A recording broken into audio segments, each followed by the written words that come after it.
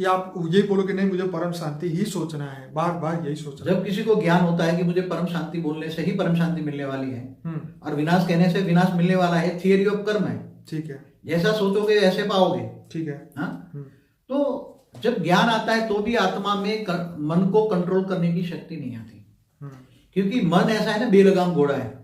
अब मन को कंट्रोल करने के लिए, क्योंकि मन को जीत लिया तो सब कुछ जीत लिया ना। देखो, एक तो सबसे किसी भी ज्यादातर आत्माओं को ज्ञान नहीं है कि ये माया है। माया माने झूठ है।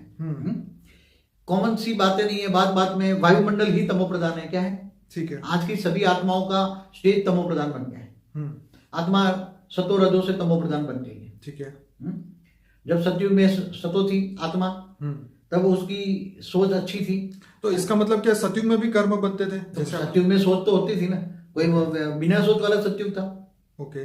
सतयुग में भी सोच थी, मगर वहां सतयुग में सतो प्रधान थे, सोच सतो प्रधान थी। ठीक है। मतलब दुख की बात नहीं थी, पर सुख के हर संकल्प थे। लोगों को हेल्प करने की बातें थी, अच्छा काम था, अच्छा संकल्प करते थे। ठीक है। जब तो त्रेता युग आया तो रजो बनी। ठीक है।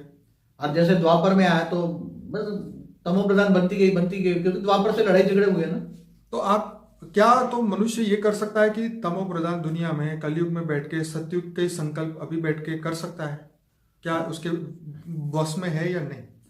मन को कंट्रोल देखो, मन को कंट्रोल करने के लिए लोग सन्यासी पहाड़ों में चले जाते हैं ना, घर बार छोड़ के चले जाते हैं ना। ठीक है। क्योंकि यहाँ तो किसी को देखते ही उसकी जैसे बुद्धि रूपी टीवी में उसकी बुद्धि में कोई किसी का संकल्प भी आया, टच भी हुआ, तो भी वो निसंकल्प नहीं बन सकता। तो ये तो बाबूजी होगा ना, इस दुनिया में लोगों के चेहरे भी देखने पड़ेंगे, मिलना भी पड़ेगा, सब कुछ करना पड़ेगा। अब ऐसे ही घर छोड़ के ही जाना है तो फिर तो ज्ञान का फायदा क्या हुआ?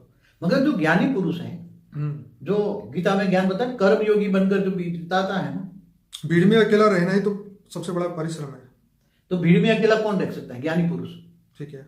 ज्ञानी पुरुष भीड़ में अकेले रहकर आत्मस्वरूप में स्थित होकर जो ऊंचते ऊंच परम धाम में परमात्मा से हर वक्त याद करते हैं, तो न उसकी सोच चलती है, न उसका संकल्प चलता है, मन शांत रहता है, उसकी बुद्धि एकदम दिव्य बुद्धि होती है, और वो किसी से फालतू बात में सोचते भी नहीं।